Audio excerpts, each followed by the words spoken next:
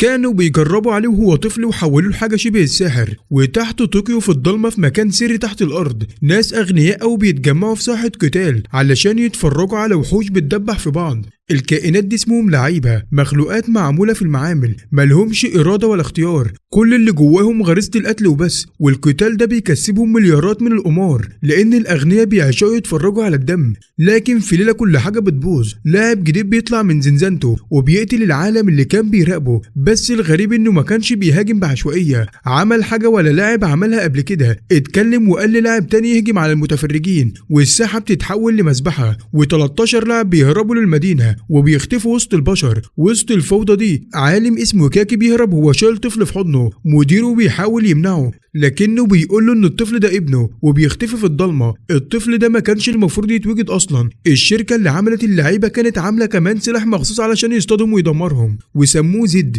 لكن كاكي كان شايف ان الطفل يستاهل يعيش كانسان، فسرقه من المعمل وسماه جينا علشان الاسم معناه انسان، ورباه على انه حفيده في عشوائيات طوكيو. والشركه فضلت تدور عليه سنين. جين بقى مراهق وعايش مع جده في منطقة منسية تحت الكباري، مفيش ولا مية ولا كهرباء ولا أمل، مجرد عيشة يوم بيوم. وما بيروحش المدرسة لأنه معهوش فلوس، وما عندوش شغل لأن محدش بيشغل عيال من العشوائيات. فحول إنقاذ الناس لشغلانة. أي حد بيتسرق أو يتضايق جين بيظهر له وبيقول له هساعدك ب10,000 ين. مفيش فلوس مفيش إنقاذ. في يوم واحدة اتحشرت في حارة من 3 بلطجية، وكان واضح إنهم مش ناويين يسيبوها. جين بيظهر فوق حيطة وبيعرض ينقذها بالمقابل، بتوافق من غير تفكير، بينط ويفرم ال3 في ثواني، بيتحرك كأنه طول عمره بيقاتل، وبيراوغ ويخبطهم بدقة. الست بتتصدم من قوته، وبعدها ولد اسمه كوجا بيطلع لابس لبس أبطال، وبيفضل يزعق لجينا علشان ما نداش عليها، وبيكلمه عن النظام والعمل الجماعي، واخته الصغيرة كونها بتحاول تهديه. كوجا مهووس بمسلسل عن بطل بيحارب الشر،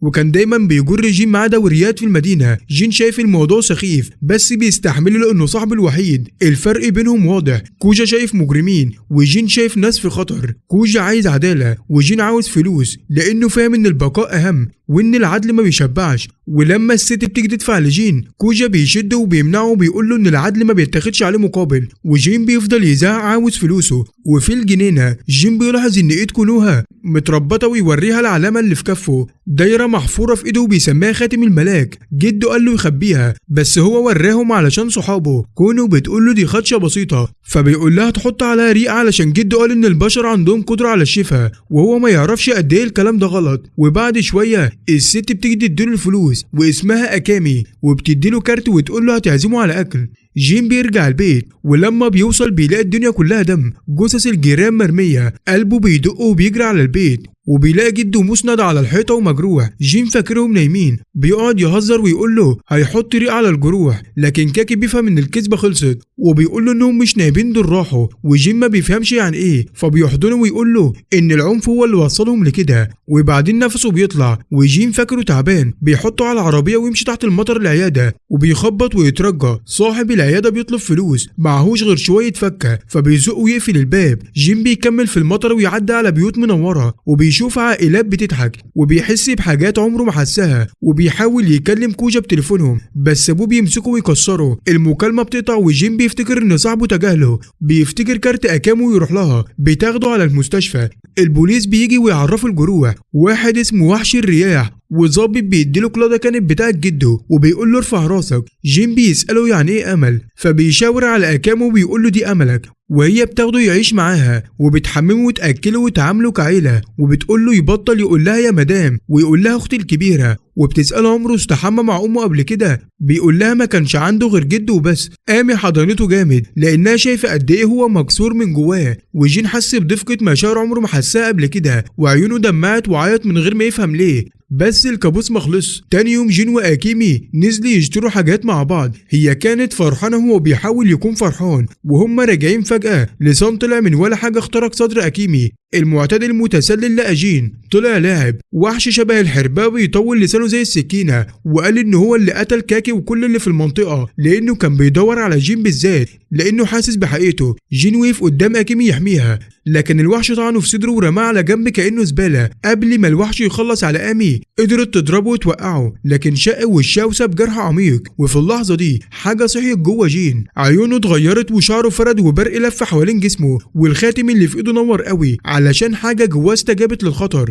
وفي انفجار طاقه جين اتحول، جسمه اتغطى بلبس اسود لازق وقناع على وشه خلى شكله زي الشيطان. الوحش ملحقش غير يقول كلمه واحده قبل ما جين يهجم عليه ويمحي من الوجود بضربه واحده. جين رجع لطبيعته ووقع مغمى عليه لان جسمه ما استحملش، ولما فاق في المستشفى لقى اكيمي عايشه وشها متعلم بس بتضحك وبتحضنه. وفي الوقت ده جين لقى عيله جديده. عدت سنين وجين بقى شاب وعايش لسه في المنطقه الفقيره وبيطلب 10,000 ين علشان ينقذ الناس. واكيمي فاتحه عربيه اكل قريبه وبتحلم تجمع فلوس وتدخله مدرسه، وهو بيقول لها بلاش انا كده كويس وعاوز افضل معاك على طول، فبتضحك وبتخبطه في دماغه بهزار. في نفس الوقت كوجا بقى الولد الذهبي في عيله اماجي، قائد فريق المدرسة ومحاط بناس معجبة بيه ولسه مهووس بفكرة بطل العدالة. في حفلة كبيرة حد سأله عاوز تطلع ايه بعد التخرج، فقال عايز ابقى بطل عدالة. الناس ضحكت وهو ما كانش بيهزر، وكان مجمع فريق من موظفين قدام في الشركة وابتدوا يعملوا ادوات ويمشوا يحاربوا الجريمة بالليل. ولما واحد يولع في عمارات في طوكيو كوجا شافها فرصته. الراجل ده طلع لاعب بيتحكم في النار وبيحرق لمجرد المتعة. جين حس بوجوده والاتنين وصلوا نفس المكان جوه العمارة، عيلة محبوسة والأم مغمى عليها، وكوجا حسبها وقال مش هيقدروا ينقذوا الكل ولازم يسيبوا الأم وياخدوا العيال. جين تجاهله وشال الأم وحطها مع عيالها وقال لهم يمسكوا في بعض، وشالهم كلهم وطلع بيهم رغم الانهيار لأنه رافض يسيب حد. كوجا اتصدم لأن الحسابات قالت مستحيل، بس جين عملها ولسه القتال مخلص لأن اللاعب لسه جوه. المشكلة إن جين نسي اللبانة الخاصة اللي بتساعده يتحول من غير صدمة، فمش قادر يتحول بمزاجه. اللاعب لقاه اتحول لشكل نار مرعب وابتدى يضربه ويعاير انهم اقوى من البشر. جين قال له اسكت. اللاعب طعنه في صدره بس القلم شغل الخاتم والبرق لف حوالين جسمه واتحول، وجين استخدم رشاش اطفاء علشان النار ما تتعالجش، وبعدين لفه بهوا خنقه لان النار من غير هوا تموت. اللاعب انتهى بس قلب جين دق مره ووقف ووقع والاومليت اتكسرت لان التحول ناقص، وكونه شالت القطعه والاسعاف وصلت. وفي المستشفى الاعلام مدح كوجا وابوه استغل الفرصه يلمع الشركه. كوجا كان عارف الحقيقه بس سكت. جده ميتسو عرف بوجود جين وهو رئيس الشركه وصانع اللعيبه الاصلي وامر يجيبه. جين فاق في اوضه غريبه وشاف اكيمي محبوسه مع وحش، صرخ وغضبه شغل الخاتم وكسر الحاجز وحارب بس قوته كانت غير مستقره. الوحش كان بيهزمه وبيعايره، وفي اخر لحظه غضبه انفجر وخلص عليه بضربه واحده. ولما شاف نفسه في المرايه اتجمد لانه شاف وحش. عالم قال له تحوله ناقص وخلاياه بتنهار ولازم يخلص على كل اللعيبه القريبين علشان يثبت. واخر لاعب كانت اكيمي. جين رفض يصدق، واحد من الحراس ضربها بالنار. جين انهار وبعدها جده ميتسو قال له الحقيقه دي كانت نسخه علشان يختبره، وام الحقيقيه لسه عايشه وبتبيع اكل. جين اتدمر نفسيا وميتسو عرف نفسه وقال له كل الحقيقه. جين اتخلق كسلاح اسمه زد، وكاكي سرقه ورباه كانسان ودلوقتي محتاجه علشان يخلص على اللعيبه الهاربين. جين ساله ليساعد الناس اللي عملت الكارثه من الاول، وميتسو قال له الحقيقه المره البلايرز يقدروا يحسوا بجين زي ما هو بيحس بيهم، وطول ما جين موجود اي حد قريب منه هيبقى في خطر لان البلايرز هيطاردوا اي شخص له علاقه بيه. الطريقه الوحيده انه يحمي الناس اللي بيحبهم انه يبعد عنهم للابد. جين اتدمر من الكلام ده بس وافق يشتغل مع ميتسو بشروط، وطلب منه يعالج الندبه اللي في وش اكامي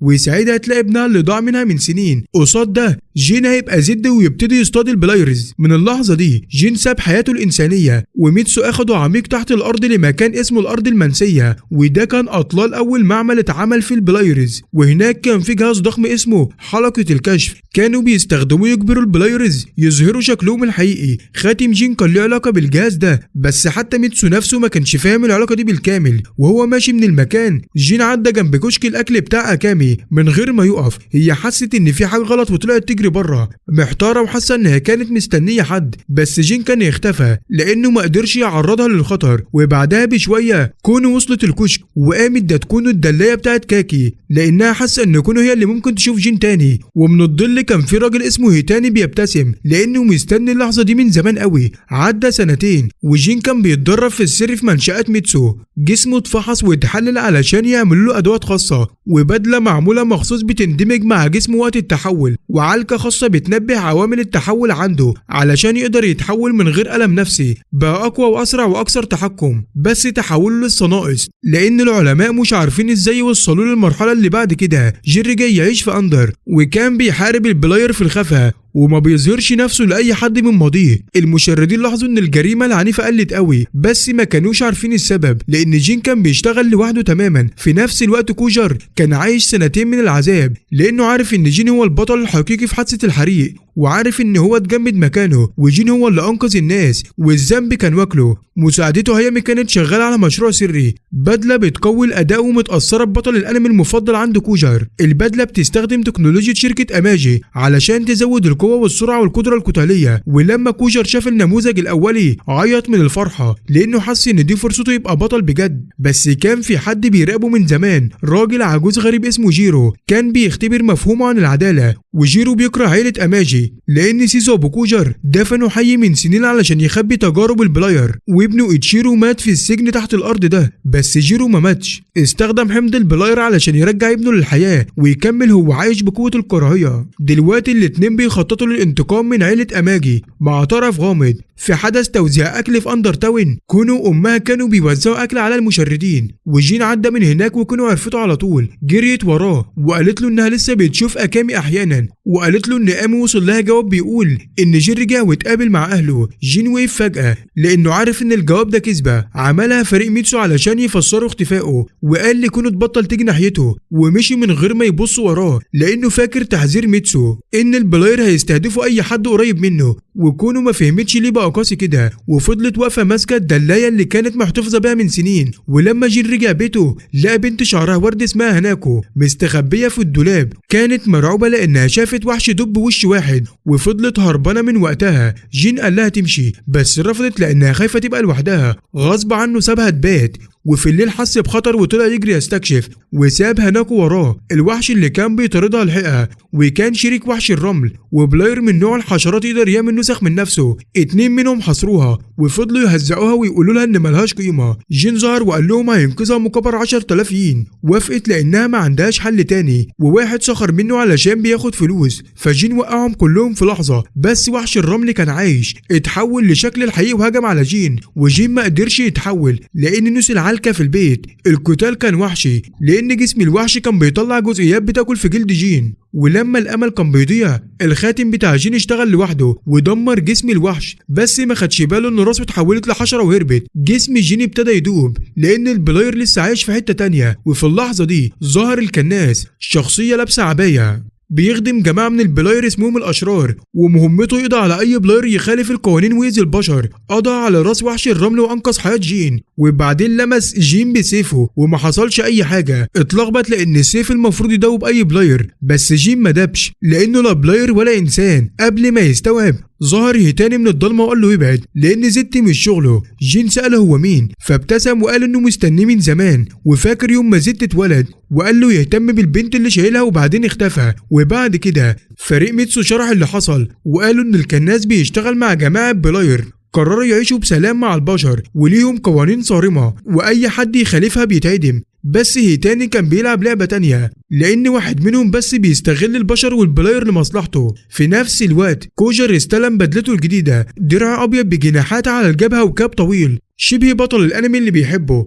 عيط لما شافها لأنها حلم عمره، بس جيرو حضر له اختبار، كلمه وقال له إنه 3 معجبات هيتم الهجوم عليهم إلا لو أنقذهم. وفي نفس الوقت أخته كونو بتغرق في حمام السباحة في المدرسة، وكوجر لازم يختار ينقذ المعجبات ولا أخته، فاختار أخته. ولما وصل لقى كونو تمام وما كانتش في خطر، كله كان خدعة وال3 بنات ماتوا. وجيرو كلمه وقال له فشل لأن البطل الحقيقي بينقذ الغرباء مش أهله، والعدالة ما ينفعش تبقى شخصية. كوجر انهار لأنه حاول يبقى بطل و3 أبرياء ماتوا بسبب اختياره. في نفس الوقت جين قابل كونو وهو ماشي مع هناكو، وكونو شافت هناكو ماسكة في دراعه وقلبها وجعها لأنها كانت ناوية ترجع له بالدلاية. وجين قال لها تبعد عنه فاكرة تحذير ميتسو، وهي ما فهمتش وشافته ماشي مع بنت تانية وحست إن في حاجة اتكسرت جواها. اخين من وحوش الحشرات اتحركوا وخطفوا كونو وصاحبتها موما علشان يجروا جين لفخ. واحد قاتل جين فوق السطوح والتاني كان بيعذب البنات في اوضه مستخبيه، وجين كان بيخسر جامد لانه من غير العلكه ما يقدرش يتحول، واتضرب لحد ما غرق دمه وهو بيستسخر منه، بس ما استسلمش لانه كان بيفكر في كونو ومومي وبيفكر يعني ايه تحمي حد، وسكر روح حد تاني خلى جسمه كله تقيل. هو استوعب في اللحظه دي ان الاحساس الحقيقي لما تهتم بحد بجد، فقرر يكمل قتال مهما حصل لجسمه. عوامل زدت جواه ابتدت تعلى لوحدها لان اصراره كان بيصحي حاجه عميقه جواه، وفي نفس الوقت كونه كانت بتتعذب على ايد وحش الحشرات التاني.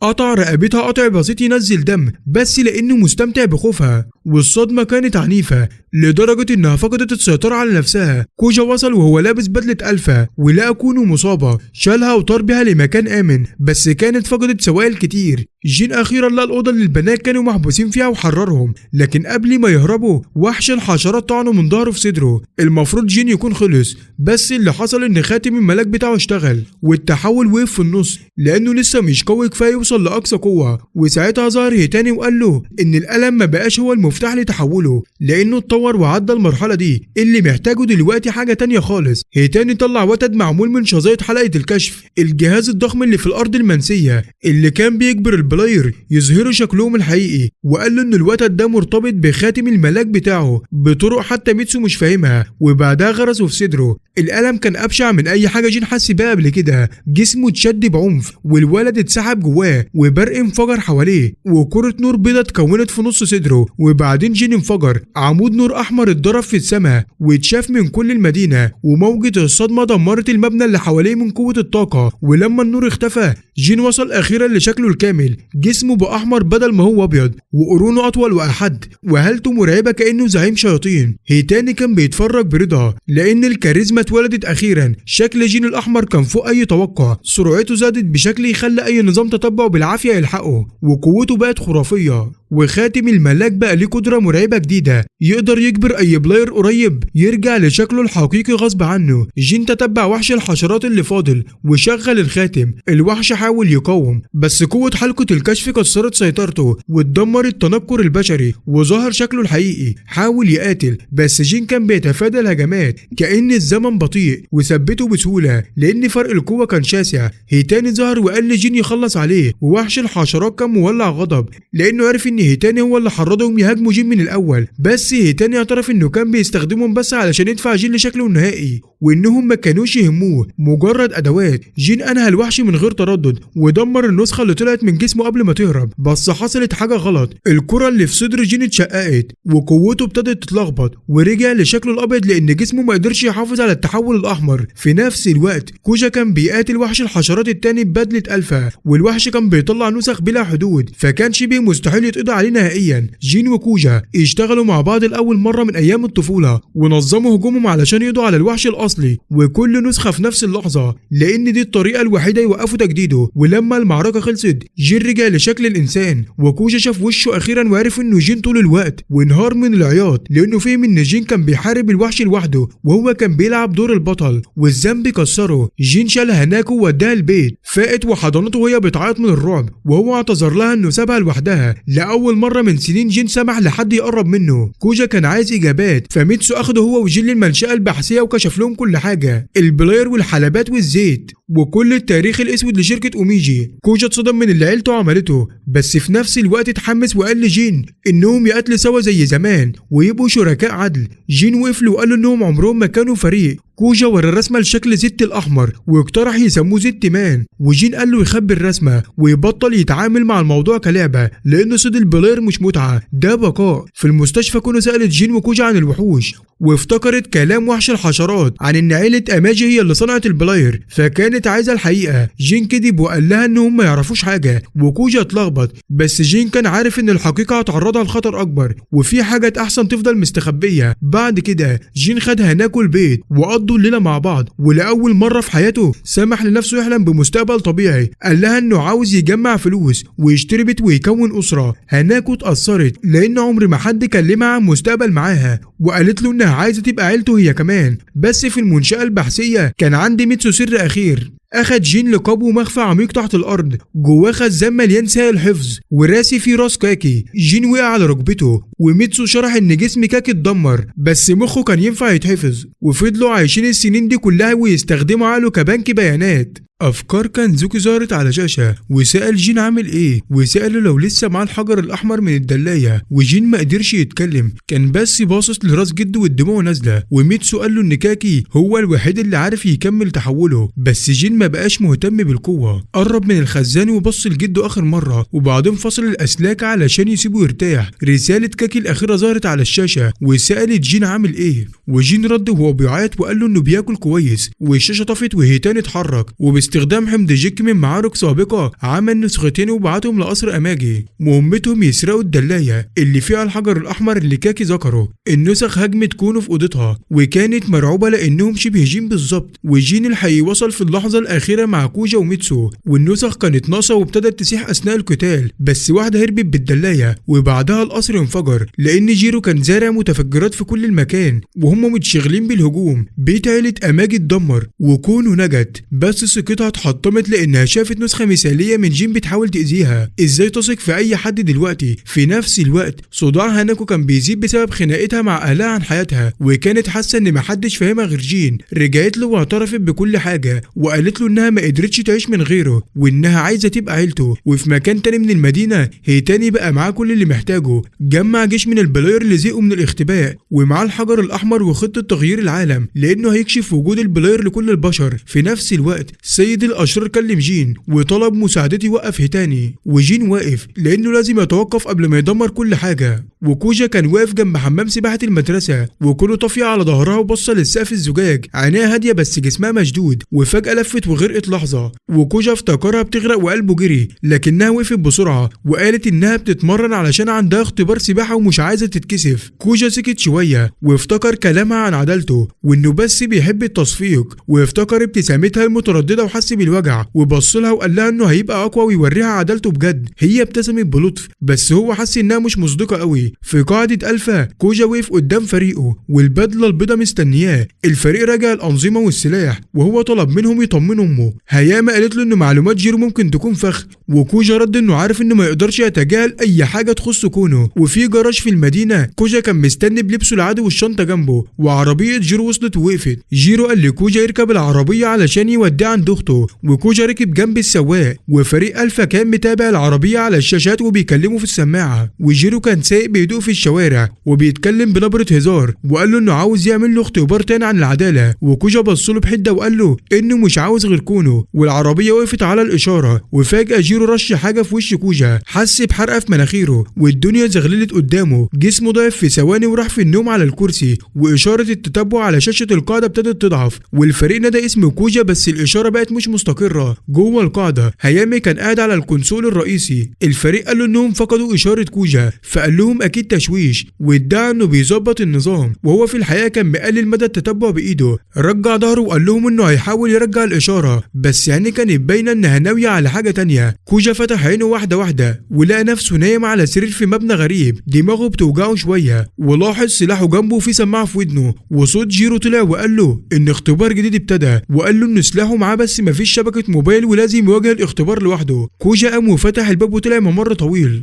وفي اخر اوضه سفر كبيره مليانه بنات صغيرين قاعدين على ترابيزه طاوله وبيتكلموا. اول ما شافوه شاوروا عليه بحماس. كوجا خبى المسدس ورا ظهره وحاول يبان طبيعي. جيرو قال له ان دول معجباته وانهم مخطوفين، وانه لازم يختار يا ينقذهم يا يروح يدور على كونه. وفكروا بالاختبار اللي فات لما اختار اخته وماتت 3 بنات. البنات جريوا عليه وضحكوا ومسكوا في دراعه. واحده طلبت منه توقيع بصوت عالي، وكوجا حس بالضغط ونفسه تقيل، وفهم ان جيرو بيستغل شهرته ضده. وسالوا ايه اللي بيحصل، بس جيرو قرر ان ده اختبار عداله. وكوجا غصب نفسه يبتسم وقال لهم انه داخل الحمام الاول. دخل الحمام وبص لنفسه في المرايه وغسل وشه وحاول يروق دماغه. افتكر كونه والبنات اللي ماتوا قبل كده، وعرف ان جيرو ممكن يقتل الكل لمجرد المتعه، وفهم انه ما ينفعش يسيب البنات ويمشي. وهو خارج لقى بنت واقفه مستنياه وقالت له المكان غريب ومفيش شبكه وانهم لازم يهربوا سوا. مسكت دراعه وسحبته، وقفوا عند حيطه والبنت ضغطت على جزء مخفي فافتتح ممر ضيق. الممر ودى لاوضه نوم شكلها عادي قوي. البنات التانيين شافوا الفتحه وابتدوا يصرخوا ان الاوضه لطيفه. البنت دخلت وشاورت له وقالت له يهربوا دلوقتي. كوجا وقف متردد يفكر هي جزء من اختبار ولا ضحيه بجد. وافتكر جين وهو بينقذ كل واحد في العماره اللي كانت مولعه، وقال لنفسه انه عاوز ينقذ الكل. قال البنت تمشي لوحدها، ولو خرجت تكلم الشرطة وهو هيرجع يطلع الباقي. رجع للأوضة الكبيرة والبنات اتلموا حوالين الأوضة السرية. واحدة نطت على السرير فجأة،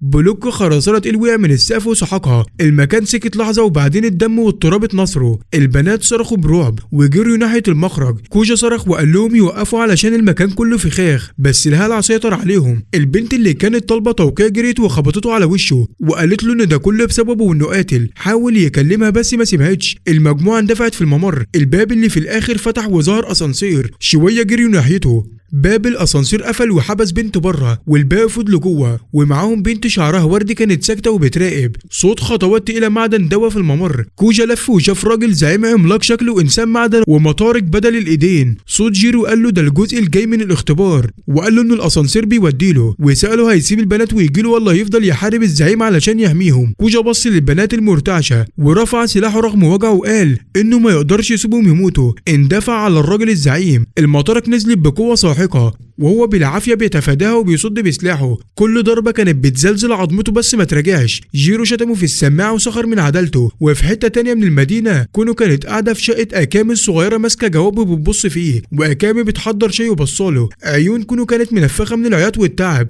جت عندها لانها ما بقتش قادره تقعد في قصر اماجي، واكامي قالت لها ان الوضع هناك خطر وان الناس من الشركه جم قبل كده وكلموها عن جين وقالوا لها انه راح يعيش مع اهله وادوها فلوس علشان تنساه وتصلح الندبه. وقالت انها رمت الفلوس في وشهم، وقالت انها ما وثقتش في الشركه بس بتثق في جين لانه دايما بيساعد الناس. وكونو اعتذرت عن اللي الشركه عملته فيها، واكامي قالت لها انها عارفه انها غيرهم. وكونو بصت للجواز وسالت هل جين فعلا رجع لاهله، وقالت انها عمرها ما شافتهم وان الحكايه مش مظبوطه، وحست انها ما تعرفش عن جين غير القليل وده خوفها. وفجاه شاشات المدينه الكبيره طفت والناس بصت لفوق، وبعدين اشتغلت وظهر هيتاني وعرف نفسه وقال انهم كائنات البشر صنعوها وبعدين رموها، وطلب من الاشرار يرجعوا لشكلهم الحقيقي. الناس افتكرتها هزار، وفجاه راجل في الزحمه ابتدى يلتوي ويتحول لوحش وهجم على كل اللي حواليه. الشارع اتقلب صريخ وفوضى، وهيتاني كان مبتسم. في شقه اكامي كونو شافت المنظر وقلبها قلب، صرخت تقفل التلفزيون، واكامي عملت كده وحضنتها. جين كان بيجري فوق السطوح ومكلم اكامي في التليفون وسالها لو شافت البث، وقال لها تخلي كونو في امان، وقالوا انه رايح وسط المدينه يوقف البلاير. قفل ومضغ العلكه الخاصه. جسمه ابتدى يتغير وخد منور، وجيرو كان بيراقب بعين صغيره وشاف جين بيجري وكوجا لسه بيحارب. بنات كتير كانوا ميتين على الارض وكوجا بينزف ولسه ثابت. جيرو قال انه كان فاكر ان كوجا هيسيبهم ويدور على اخته بس، ولقى انه بيحمي اللي قدامه، وقال له انه عدالته لسه ناقصه حاجه. جين كان بيجري في شوارع متدمره والبث شغال ووحوش بتحاصر الناس. خلص العلكه وقفز وسط الزحمه وتحول زت وابتدى يهاجم. حركته كانت اسرع من العين، شق واحد وسحق واحد ورمى واحد في الحيطه. هيتاني امر الكاميرات تركز عليه وقال ان ده نجم العرض. جين قال للناس يهربوا وهم خايفين مش عارفين هو منقذ ولا وحش، وهيتاني قال ان اللعب خلص والعرض الحقيقي خلص، وان زيت صناعه شركه اماجي في بيتها هناك وشافت البث وعرفت جين. دماغها وجعتها وفجاه حد من وراها ضربها وشالها. وهيتاني كمل كلامه وقال ان الشركه صنعت البلاير وصنعت زيت كمان. هيتاني اعلن ان كل الموت اللي بيحصل دلوقتي ذنبهم هم، والهلع زاد اكتر لما الناس سمعت الكلام ده. وجوه المبنى اللي كله فخاخ كوجا لسه بيحارب راجل الزعيم. المطارق المعدنيه التقيله كانت بتتهز بسرعه جنونيه،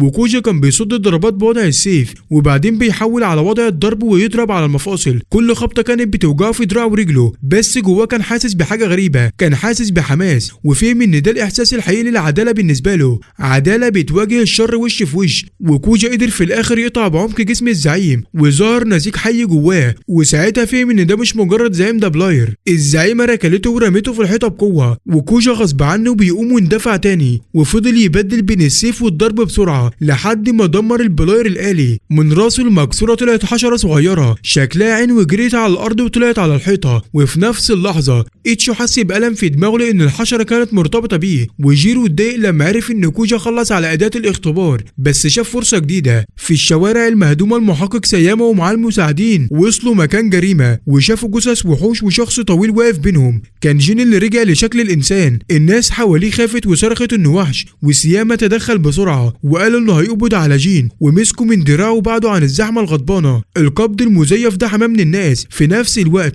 الاخبار اعلنت ان سيو اماجي امي هيعمل مؤتمر صحفي علشان ينفي الاتهامات ويحمي صورة شركته. امي كانت بتتفرج على ده في تلفزيون صغير في الكشك، وكونوا قاعدة جنبها ماسكة موبايل، وامي حكت لها ازاي ناس من الشركة حاولوا يرشوها بعد خطف جين وادوها فلوس ترميه من حياتها وتصلح الندبة، وقالت انها رمت الفلوس في وشهم، وكونوا اعتذرت تاني، وامي قالت لها انها مش بتلومها. كونوا استعارت موبايل امي وكلمت امها. اماجي ردت وقلقت على اولادها وحاولت تطمن كونوا. جوه منشأة جيرو السرية البنت شعرها وردي كانت بتسحب كوجا في ممر، وحشرة ماسكة في رقبتها من ورا وبتتحكم فيها. دخلت اوضه كان جيرو مستنيه فيها ومعاه ابنه الصغير تشارو. جيرو اخيرا ظهر بعينيه الحاده المليانه كر، وقال لكوجا ان ده اللقاء اللي كان مستنيه، وشرح له ان ابنه دليل حي على قسوه سيو. كوجا ساله اذا كانوا بلاير، وجيرو قال لا دول البشر مستخدمين حمض البلاير علشان يعيشوا، وحكى عن شغله زمان في المعمل السري تحت الارض اللي كان بيصنع البلاير وازاي حصل تمرد. وسيو قرر يدفن المعمل بكل اللي فيه، وقالوا انه فاق في الضلمه وابنه ميت جنبه، فزرع حمض البلاير في نفسه وفي ابنه وانقذهم بس شوههم،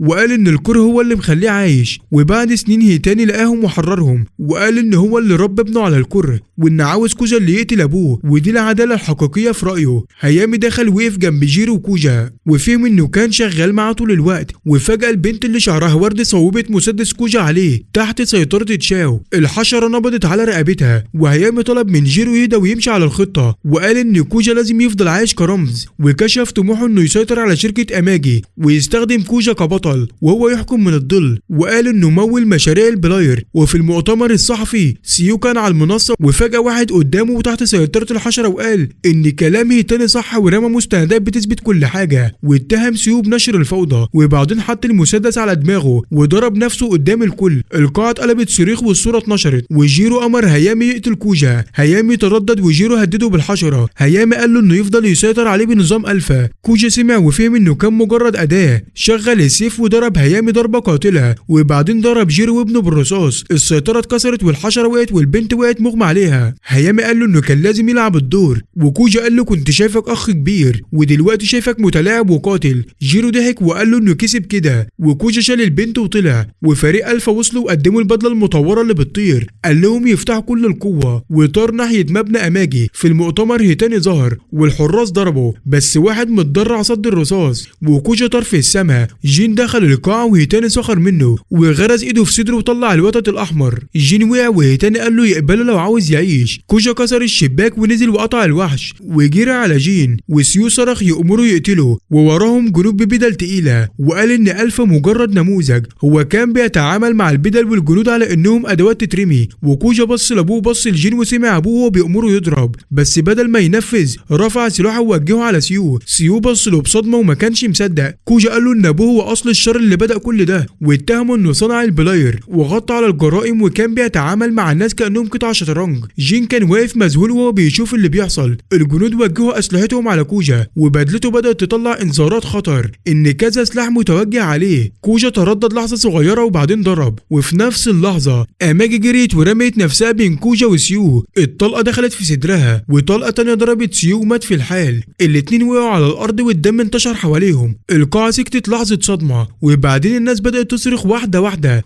شويه بلاير وسط الزحمه قرروا انهم مش محتاجين يستخبوا تاني، وتحولوا لاشكالهم الوحشيه. دراعات بتطول وجلد بيغير لونه وسنان بتطلع. الفوضى ملأت المكان، وهيتاني ابتسم وقال ان البلاير هيحكموا العالم دلوقتي. واحد من البلاير طلع في الهواء وبدأ يتحكم في كرات طايره بتطلع اشعه بتقطع الحيطان والاعمده. جزء من حيطان القاعه انفجر لبره وبره المبنى. كوني وصلت وشافت الناس بتجري من المدخل. الشرطه كانت قافله الطريق وصرخت انها من عيله اماجي وان اهلها جوه. المحقق سياما سمع صوتها وعرفها وخلى العساكر يعدوها ودخل معاها. الممرات كانت مليانه دخان وتراب وصوت صفارات وصريخ في كل حته. في عربيه المتابعه فريق كوجا كان بيتفرج على مؤشرات البدله وشايفين الطاقه عاليه، بس الحمل على جسمه دخل احمر. واحد فيهم قال انهم عمرهم ما جربوا البدله في ظروف زي دي. ومايو كانت قاعده جنبهم وبصه للمبنى وايديها بترتعش. ما كانتش خايفه على البدله قد ما كانت خايفه على كوجا نفسه، لانها عارفه انه ضرب ابوه وامه وخايفه على عقله. جوه القاعه المهدومه كوجا كان بيحارب بلاير الليزر وبيصد الاشعه ويرد ضرب ويقفز فوق الركام. جنود الفا السودا كانوا بيضربوا وحوش تانيه، جثث بشر وبلاير متكومه على الارض. جين حاول يقوم بس صدره لسه لسه مولع من ضربة هيتاني ووقع تاني. هيتاني قرب وحط الوتد الأحمر قدام إيد جين وقال له إن كل اللي في القاعة هيموتوا قريب، وإن هو كمان هيموت لو ما قبلش القوة دي، وقال له إن الشكل الأحمر هيخليه قائد الأشرار. جين مد إيده للوتد وإيده كانت بترتعش، وكوجا شاف كده وصوت عليه وقال له ما ينفعش يقبل القوة دي علشان تبع العدو وحسها ملعونة. وجين اتردد، وفي نفس الوقت بلاير الليزر ضرب دفعة جديدة على كوجا، وكوجا دمر الكرات وغرس سيفه في جسم العدو اللي انفجر نور. وكونو وسياما دخلوا القاعة في اللحظة دي، وكونو شافت الجثث والوحوش والدخان والمسرح المكسور، وشافت ابوها وامها واقعين جنب بعض، جريت عليهم ووقعت على ركبتها وفضلت تعيط وتناديهم. فهمت ان ابوها مات وان امها لسه نفسها ضعيف. هيتاني اتكلم تاني وقال ان جين محتاج مساعدة، بيكرر واشار لاتباعه. واحد منهم سحب هاناكو جوه القاعة وكانت شاحبة ومتلخبطة. هيتاني اعلن قدام الكل ان جين هيموت قريب، وهاناكو صرخت باسم جين بس الشرير كان ماسكها جامد. جين حاول يتحرك بس القلم ثبته في الارض، وكوجا وجه سلاحه للوتد الاحمر وضربه وبعده عن ايد جين لحظة وقال له ما يستخدمهوش. هيتاني ضحك وامر البلاير الباقيين يهجموا. قنابل واشعة نزلت على القاعة وانفجار زق جين بعيد عن الوتد. ولما التراب هدي شاف هاناكو لسه متكسه وشاف ناس بتموت حواليه، زحف ناحية الوتد الاحمر ومسكه، وكوجا جري عليه ومسك دراعه وقال له لو بقى شرير هيضطر يقتله. جين هز راسه وفهم ان ده وعد بينهم، وجين غرز الوتد في صدره بنفسه ودخل لحد قلبه. خاتم الملاك نور بقوة وكهربا جريت في جسمه وطلع في الهواء، والريح والبرق لفوا حواليه. القاعة كلها اتهزت من انفجار الطاقة، والنور طلع في السماء. في المدينة كلها الناس حس بالموجة. السويبر من سطح بيت حس بالطاقة، وسيد الأشرار في البار حس بيها وفهموا إنه مرحلة جديدة بدأت. جسم جين كبر واتغير، ودرعه الأبيض بقى أحمر كله بحواف سودا، وقرونه طولت وصدره بقى بينور زي شمس صغيرة، وبقى أكبر بكتير من شكله الأحمر القديم. الكل كان باصص له، وكوجا مسك سيفه واستعد لو اضطر يهاجمه. جين بص له وقال بصوت هادي إنه حاسس بحاجة عظيمة وإنه مش محتاج يقتله. ختمه نور وطلع شعاع نقي عدى على كل القاعة، وكل بلاير مستخبي اتحول غصب عنه. هيتاني كمان اتحول وظهر شكله الحقيقي، وقال إن الخاتم بيجبر الشر يظهر حقيقته. كونو شافت هاناكو وهي بتتحول وبقت بلاير، وفهمت انها كانت كده طول الوقت. هيتاني فتح دراعاته وقالوا انه اخيرا حر، وطلع ضربة نور قطعت جنود الفا. وحش تاني هجم على كوجا واتخانقوا في الهواء. جين ركز على البلاير اللي بيقتلوا البشر وقتل واحد بضربة واحدة، وواحد تاني اتحول لرمل. كونو صاحبت امها المصابة وبكت. هيتاني قال لجين ان هاناكو هي وحش الرمل اللي كان بيسيح الناس، وانها تسيح الكل لو ما تصرفش. جين بص لها وهي واقفة بدموع. هيتاني قال له عمرها ما هترجع انسانة، وانه كان دايما قريب ولف العلاقة بينهم علشان يكسر قلبه. الغضب ولع في جين واندفع عليه بكل قوته. ضربات النور جرحت جين بس كمل وغرز مخالبه في صدر هيتاني. هيتاني ضحك. هليكوبتر ميتسو قرب وشاف الشكل الكامل وفهم ان الحلم اتحقق بس بتمن مرعب. هاناكو وقفت وبصت في نص القاعة والرمل كان بياكل الارض، وكوجا شاف الناس بتتحول لرمل واندفع بكل قوته وقطع هاناكو. جسمها اتحول لرمل وجين شافها بتموت وصرخ، وكونو فهمت ان كوجا هو اللي قتلها. سياما حس بثقل اللي حصل. هيتاني قام وقال لجين ان الحب ضعف وان كوجا شال الضعف ده. حاول كوجا يتكلم بس هيتاني ضربه وبدلته بدأت تطفي. كونو جريت عليه وعيطت وقالت له يبطل يجري ورا العدالة قبل ما يضيع نفسه، وكوجا بيبص لها بعينين فارغة. وهيتاني بيضحك على المشهد كله، بيقرب من كوغا ويثبته على الارض برجله، وبعدين بيتجه لجين وبيقول له يخلص كوغا. بيقول له ان الفاينز هو العدو الحقيقي علشان هو اللي قتل هاناكو. هياني بيدي الجين سيف كوغا وبيقول له ان قتل كوغا هيكمل تحوله للكاريزما. جين بيشيل السيف وجسمه الكبير الاحمر بيتحرك ناحيه كوغا، وكونو بتصرخ وبترجوه يوقف. وجين واقف فوق كوغا بالسيف مرفع، وفي لحظه باين انه هيسمع كلام هيتاني. في اخر ثانيه جين بيغير اتجاهه وبيدخل السيف في هيتاني بدل كوغا. النصل بيخترق صدره وبيثبته على الارض. هيتاني بيبتسم وحتى كده بيقول له انه بيقدم حياته بسرور لو ده معنى ان الكاريزما تولد. جين بيطلع قلبه بمخالبه وجسم هيتاني بيضعف، لكن بيستخدم اخر قوته وبيطلع ضفرتين من الضوء قويه ناحيه فوق. الضفرات دي بتضرب سقف المبنى المتهالك والسقف بيبدا ينهار. قطع كبيره من الخرسانه والحديد بتقع ناحيه كونو وشياما، وجين وكوغا بيردوا بنفس الوقت. جين بيستخدم جسمه الكبير يدفع اكبر القطع كوغا حتى في بدله المتهالكه. بيحاول يحمي اخته ويرمي نفسه قدامها، وبيصد بعض الحيطان مع بعض بيمنعوا الركام من سحق الناس اللي حواليهم. فريق كوغا شايف من القراءات ان جسمه تجاوز كل حدود الامان، عارفين انه مش هيقدر يقاتل كتير. جين وقف دقيقة، شكله كامل متوهج بالطاقة الباقية، وبعد ما الغبار بيهدى جين وكوغا بيواجهوا بعض. جسمه التاني ساكن على الارض، وجين بيسأل كوغا اذا كان بينقذ الناس بس لما يكونوا بشر، بيقصد هناكو بالطريقة اللي كوغا قتلها بيها رغم ماضيها البشري. وكوغا بيرد ان هي مجرد لاعب ولازم تموت علشان البشرية، بيقول التضحيات ضرورية في اي حرب. وجين بيبصله بغضب وخيبة امل، وبيسأل ليه كوغا ما جربش يدور على طريقة تانية. بيقول انه دايما هيحاول ينقذ الكل من غير ما يستخدم التضحيات كحجة. وكوغا بيشيل الخوذة وعيونه شكلها مجنون ومتوتر، بيقول انه ما بقاش شايف جين كبطل، وبيقول ان البطل هو اللي يهزم الشر. ودلوقتي جين واقف بينه وبين العدالة. كوغا بيعلن انه هيقتل جيش علشان طول ما خاتم الملاك بتاعه موجود اللاعبين هيظهروا. كوغا بيجري ناحية